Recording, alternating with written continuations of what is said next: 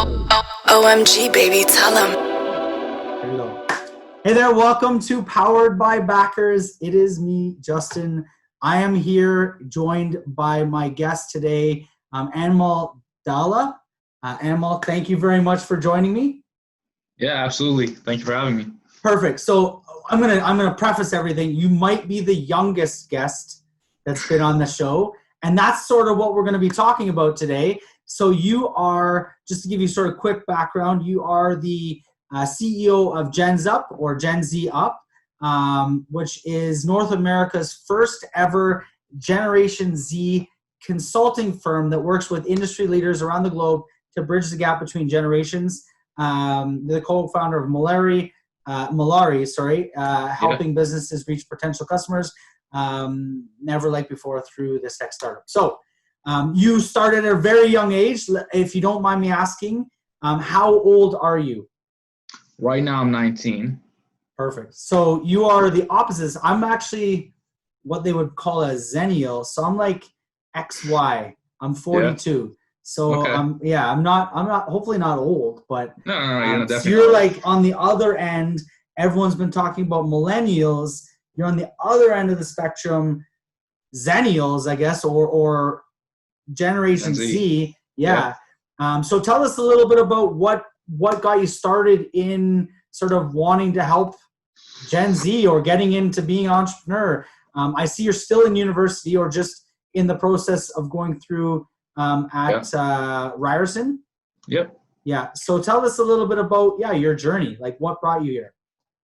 Yeah. So basically, I started a couple of years back. I migrated to Canada when I was about 10, 11 years old. Okay. So and then I didn't really have much to do. I didn't really have any friends. My mom bought me a nice little laptop. Just played around on it. I somehow made my first website using like a website builder, Wix or something. I made my first website in grade 5. I was on my laptop, and then from there, it's kind of like I was like, you know what, like this could be a business. So I started making websites on, you probably see like these websites, freelancer websites. So I started making websites on that, and then turned that into another business. Just making websites, put together a team, and then put together another team that will be doing marketing. It's kind of expanded these services there, and then eventually we moved to another city, and I got involved into actually expanding my network here. So that kind of led me to understand a bit more about the need that people are trying to understand. They're trying to understand Gen Z, and the reason a lot of these people are trying to understand Gen Z is because the biggest audience, you can say, is the biggest generation in the world right now. It's about 35% of the population in the entire world. If you look at politics, it's the biggest voting cohort currently. So it definitely plays a big role. So that's why people are kind of targeting Generation Z a lot of the time. You've probably seen on your LinkedIn, all these big companies are doing something, if not too much, is doing something at least to do with Generation Z. So that's kind of where we saw the need to kind of do this. So back in 2013, we kind of decided, this is something that we can work on. So you were still in high school? Sorry, I was feedback there. Yeah. So I was still in high school when we first started Gens Up. It wasn't called Gens Up back then. It was called 1A4D, which were just kind of like my initials. Okay. I was not very creative. Yes. Right. So, and then eventually we kind of just switched over to Gens Up. We kind of have a rebranding, and then here we are. That's awesome. So what city were you in before you moved to Toronto? Actually, I'm not in Toronto. I'm in. I'm in like the Greater Toronto area. So we're we visit Toronto all the time. So I was in Mississauga. Yeah. I moved first when I moved to Canada. I was in Mississauga, and then I moved to Brampton, where I'm currently. Okay. And then probably coming years moving to Toronto just to expand the business a little. But never know. Yeah. So sorry, just to clarify. Mm-hmm. So you're in Brampton or you're in Toronto? I'm in Brampton. You're in Brampton. Okay, cool. Yeah. I'm on the other side of the city, in Scarborough. Okay. So we're opposite ends. But okay, so that's pretty cool. So you had at a young age, you were given sort of the opportunity, a laptop to kind of fiddle with. You kind of then that's cool, right? So did you get into the coding side, or was it more just like using sort of web builders like a Wix? You mentioned Wix, or things of that nature. Yeah. So my first website was it was actually just a website builder, but then I kind of got more into it. At school, we had this hour of code. I'm not sure if I still do it, but had that hour of code, kind of coded a little. That kind of got me interested. I went home. I was on the laptop still. Kind of researched into it more, and then I kind of doing more coding courses online. I took about this Udemy course for like $10. Yeah. Like a whole web developer course on it, and then so I was really on the coding side at first, and then. Is it a lady from the UK that teaches it? That's the one I took. Yeah. I think there's like so many more now. I took that same one actually.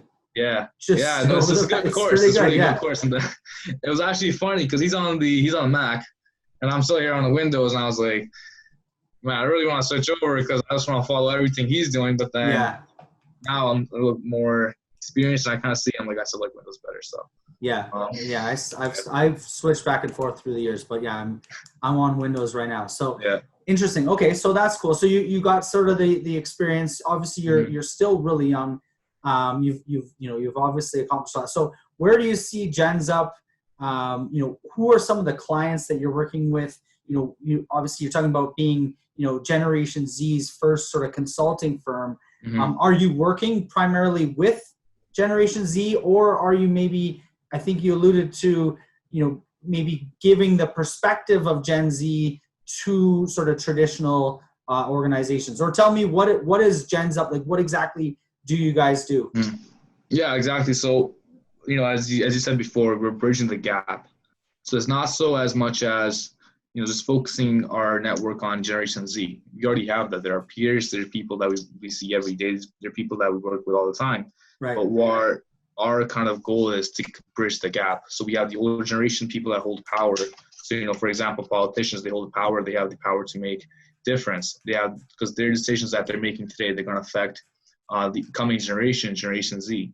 Right. So because they're making right now, like recently in a couple years back, Brampton just did a whole plan on how they want the city to look in 2040.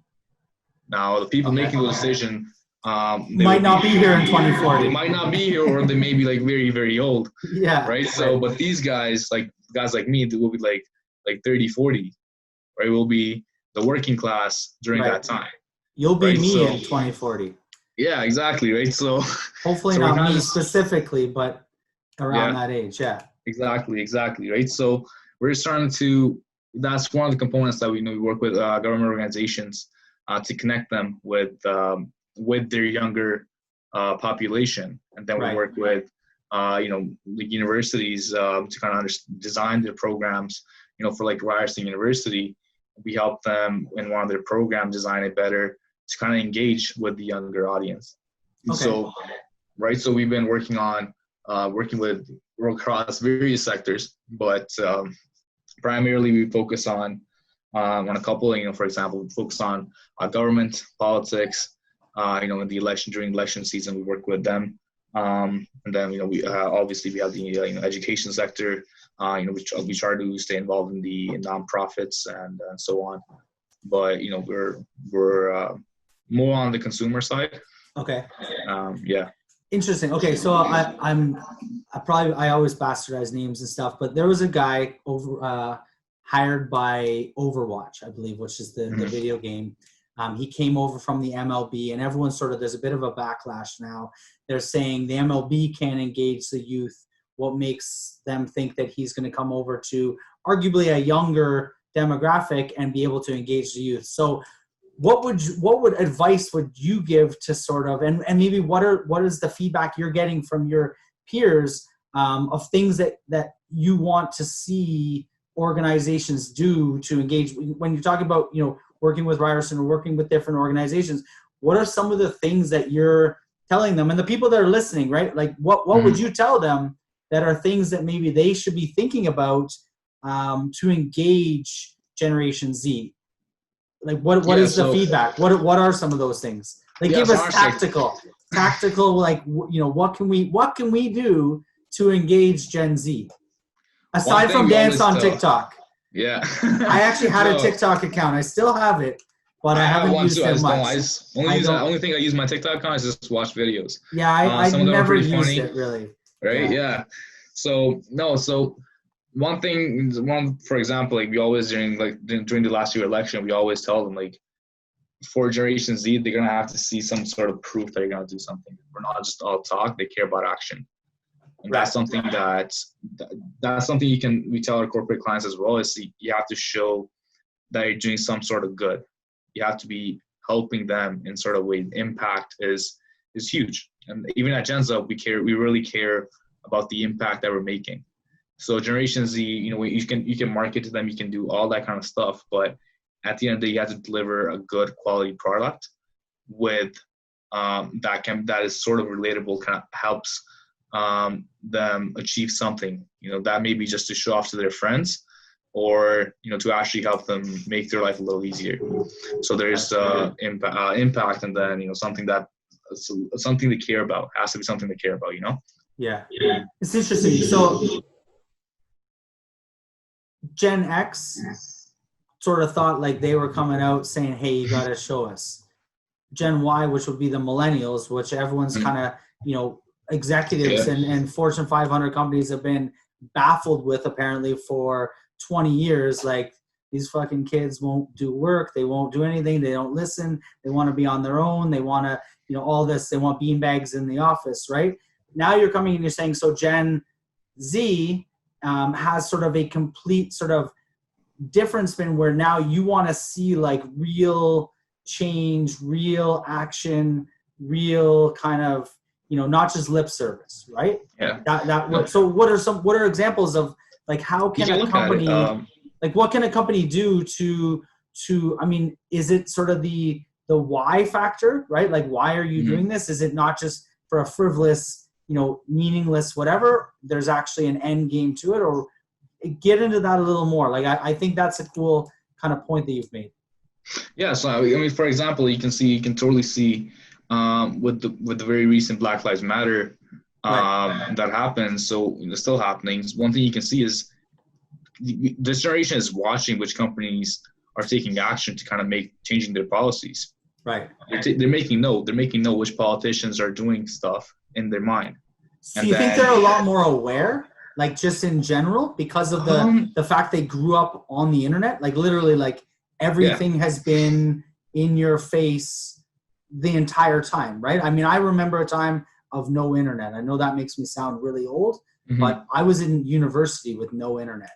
I grew up in, like, until I was 10, I grew up in India. Right. So I didn't really have a phone on me at all. I didn't really have a lot of technology. Well, when you're 10, technically you shouldn't have a phone. That's my take. I mean, give it a point before that. But I know what you're saying, though. I get what you're saying. Yeah. But I mean, that generation, especially if you're raised, in sort of the North American culture, where I mean, even in India, there's access, right? They've had access their entire lives, right? So do you think that's given them maybe a broader awareness where they've got all this information? Do you think the awareness plays a factor in that?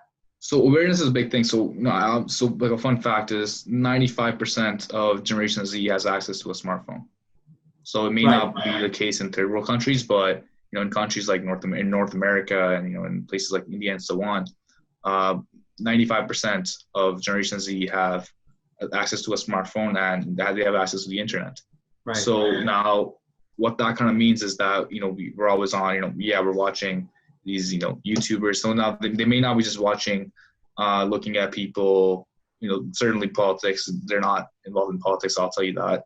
They're not that involved in politics. They're not involved in government. They don't care what's happening, which is one of the things that we're working on. But for example, it could be just their favorite influencer. It could be pop culture, basically. Exactly. It could be like is Kim Kardashian caring Kanye about and Kim, right? Exactly. If they're doing something about Black Lives Matter, is Logan Paul going to do something about Black Lives Matter? How is he going to make a difference? Right. So they kind of care about. It doesn't have to be just the politicians. Hopefully, he's not walking through a dead forest in Tokyo or in Japan, right? And making jokes. You saw the backlash on that. Yeah. There's definitely, like, you can see, like, there's more and more scandals coming out. So these influencers have to be very careful about what they post, and they have to be very open-minded. They have to be accepting of everyone, regardless of their race. They have to accept everyone. They have to be fair. Yeah. So that's the kind of things that people care about. They care about equality. This generation, they care about the environment. You're not not burning oil. You're not lighting fire to oil in your backyard, stuff like that. So yeah, there's definitely that awareness factor, I think, if you sum it up. Mhm. But like, so to touch on Black Lives Matter, so if you're talking to an organization, like what are some of the points that you're trying to touch on? Like, this is one thing that, I had a conversation with Spider Jones yesterday on your Hall of Fame boxing announcer. He's Black himself. Talking about a lot of things, his struggle coming up in Detroit and different things, and sort of how he was able to push the barrier. He's in his 70s now, so a completely different generation, even pre my generation, like pre and talking about sort of things and the changes that like he's working with youth and in sort of the Chalk Farm, Jane and Finch, those areas, and different things. Like, what are some of the things that you're talking to, if we want to build that awareness, like what are some of the things that you would be talking to some of these organizations about how they should be, addressing this in their organization? And what are some of the points that they should be addressing, I guess? How should they be addressing it? And what are those points that they should be addressing? Yeah, so my advice would be remember, it's not just an issue that's facing one generation. It's across everywhere, right? So It's across, doesn't care what age you are, doesn't matter. So one thing is actually do something. Don't just say you're going to do something. Actually do something. Impact. The actions speak louder than words. I think that's what you've said. Exactly. Like I'll give you exactly. So for example, in our organization, we had an intern. Apparently, he was living under a rock and didn't know about the Black Lives Matter that was happening. Right. Now she didn't know, and I was like, okay, that's kind of that's kind of weird, but it is what it is. So we do see people like that. So start with awareness. Spread awareness in your own office. Spread awareness, in your own organization. Post on your social media. Show the people that may be unaware of what's happening. It's a real thing that exists. So, if you're going to implement a policy against discrimination, hold people accountable that if you're getting complaints about someone that has some discriminatory, behavior, you have to take action. Right. So definitely the actions speak louder than words, right? And sometimes, doing maybe what would be deemed the difficult thing as an organization, that's sort of stepping out, putting your neck out for something that you believe in, right? And actually, showing that you are standing with, say in the case of Black Lives Matter or whatever the movement is, right? And there's a lot, right? Ideally, you want equality across all. Black Lives is one component. There's gay rights, there's women, there's all the different aspects, right? So I think that's interesting. So really, actions speaking louder than words. And you mentioned, so what did you do in that case, in your case with the intern? What were some of the things that you guys did internally? Well, we had her work on a project on Black Lives Matter. Okay. So she helped us out with. So really just throw right into it, right? Okay. That's exactly. Yeah. So she helped us out. So we're working on, if you look at our social media, we posted a video on Generation Z on Black Lives Matter. Okay. So, we made a video and she helped us out on the script of that video, the logistics part. She helped us out on that. So we had her work on a project so she can, we told her, do some more research, put together a script that kind of resonates. So she had the opportunity to do research on this specific topic and kind of just learn a bit more about what's going on. Cool. So just quickly, I guess we'll throw that out. Where can people find you on social media? You mentioned Twitter and a couple other places. Where can people find you? Yeah, simply, actually, you can just go to my website too. It has all my social media links. You can just go to anmol.com or anything. You can go to Instagram or LinkedIn. It's just Anmol. And does Genzup have any LinkedIn? Yeah, or Genzup. Twitter? Yeah, you can go to genzup.com or on Instagram. We're at Genzup Global, Facebook, Twitter, Genzup Global on social media handles, or just our website. It's genzup.com. Okay, cool. Awesome. Well, I appreciate you obviously joining me here today.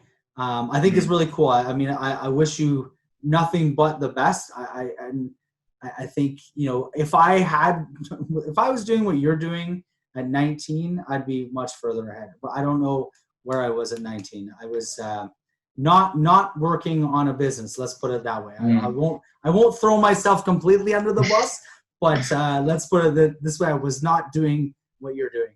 Go ahead. Sorry.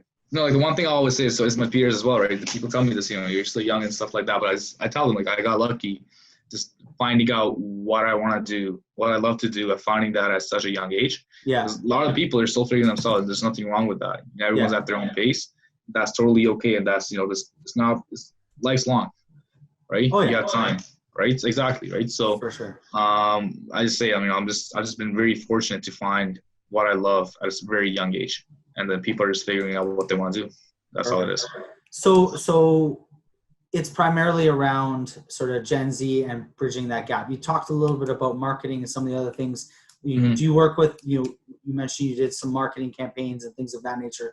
So is it all mostly geared towards, getting them or giving them the ability or giving them sort of the strategies to address Gen Z? Is that kind of a lot of what you're working on as well in the marketing side? That's kind of like what our mission is at the end of the day. And then the new startup that I'm working on as a tech startup is called Mullery. Essentially, we just say it's an influencer marketing platform focused on creating an organic reach by leveraging the power of friends and family, simply put. And how we kind of do that is the best influencer is probably your wife. You're trying to buy a car. Who do you ask? You always, you probably have that friend that you're thinking about cars. You're gonna hit up that friend, right? So we find those people in the automotive industry. Doesn't matter what the industry is, in those consumer products, and that's kind of it's all tech based, and that's kind of the startup that we're currently working on. It's live at mullery.com. That's MULARY, right? MULARY, yeah. Y.com. Interesting, Mullery. I'd have to sort of piece that together. So you're looking at taking sort of a more of a not your typical influencer, but yet more of like a localized kind of shop local, but influencer local. No, it's just like we're just targeting the everyday person to kind of provide feedback on products to their friends. Simple as that. Interesting. Cool. Cool. Well, I appreciate you joining me here. I usually end it off with the same question for a lot of people. I don't know if you've seen any of the shows or not, but I'm gonna laugh because I usually ask, like, what would you tell a younger you, or what would the advice be to a younger you? But honestly, like, what advice would you give to somebody starting up, or even a younger you? I mean, you obviously been doing this for a couple of years. What advice what one word maybe would you give as a piece of advice to someone starting out, or if you could talk to a younger Anmol, what would you say to him? I would just tell myself or anybody that's starting up, the network is a big key. Knowing people doesn't matter. It can be the janitor in that building, or it can be the person at the very top. Doesn't matter. Always expand your network. It's gonna take you far. It's how I've gotten involved in so many things. It's how I've gotten a lot of my opportunities. When I was first starting up, with just websites, it was all just word of mouth. At first, I started as a freelancer online, but then when we actually started to get the real deals where we're selling websites for thousands of dollars, it was people because they had the reference. Right. They knew who you were. You got exactly. That reference. Yeah. So the trust factor was already there. They trusted their friend. That's how they found out about me, and then the trust factor was already there. I didn't have to build. I just had to assure them that you can trust me, but it wasn't. It was already on the positive side. It wasn't like a cold call where you're just coming out of the blue saying, "Hey, I can build this." They had a bit of trust factor. You referred, so sort of a warm lead, and now you just obviously have to. You actually have to do the provide the service or build the site, right? But at least you get the foot in the door, right? Yeah. Exactly. Yeah, that's awesome. So the network is big. Yep. Network, awesome. Yeah, no, I agree. I mean, definitely knowing people, and then and sometimes a lot of people think you have to know. Like I like the way you said that. Not necessarily the top, like the person at the bottom that you're starting out with now, especially if you're at your age, you're starting out. Those people are gonna, they be the people in the top, or they're gonna rise to the top over the next 5, 10, 15, 20 years. So meeting them now, growing and building that relationship over time with them will definitely will definitely pay off as well. So you never know. I think my internet's a little unstable. I don't know. It's one of our internet is it's kind of coming in and out. It's fine now. Yeah. Yeah. But anyways, Anmol, thank you very much for joining me. I really appreciate it. Really appreciate it. Thank you. Yeah. We should definitely connect. You know, backers, that's what we do. We bring people together, obviously, to support businesses financially, right? And invest in them. So, we should definitely connect. But again, appreciate it. Thank you very much. Everyone else out there, this is Powered by Backers, Justin Fox, Anmol Dhalla. I will see you guys again OMG, tomorrow. baby, tell 'em.